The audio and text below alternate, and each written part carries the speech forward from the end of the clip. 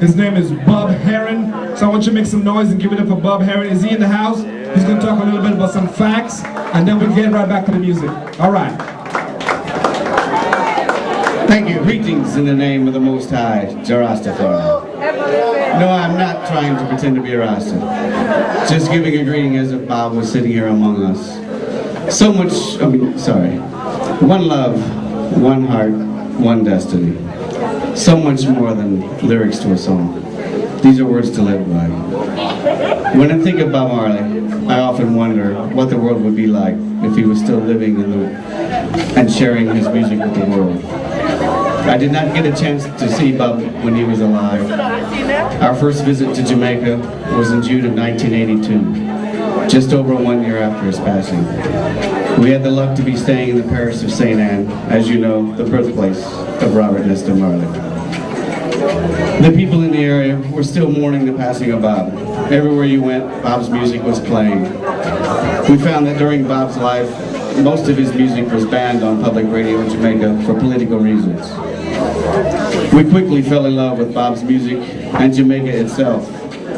When we returned in 1983, Bob's Confrontation album had just been released and was being played out in live. As we look now at how Bob's music shaped people's beliefs and behaviors, it was truly a spiritual feeling.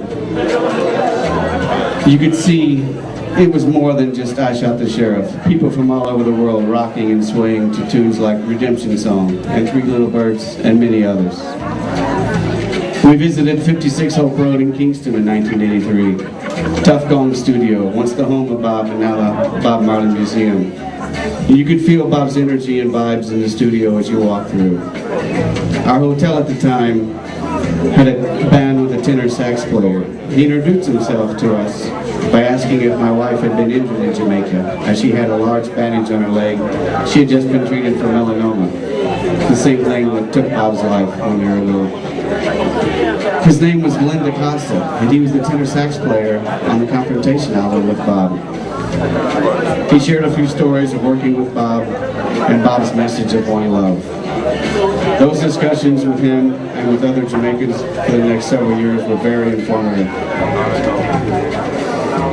Bob will always be a larger-than-life type of person due to his never letting skin color or social status decide who he'd embrace, and we must always remember him and admire him for that. Can you imagine the number of artists that have been inspired by Bob to continue to spread the words of unity and harmony and living with others? When I think of multicultural, I think of Bob. When I think of diversity, I think of Bob. When I think of, as Bob said in his song, the good people you meet, I think of Bob. I thank the West Indian Association for the honor of saying a few words for Bob. Now it's time to liven up yourself and get the music started.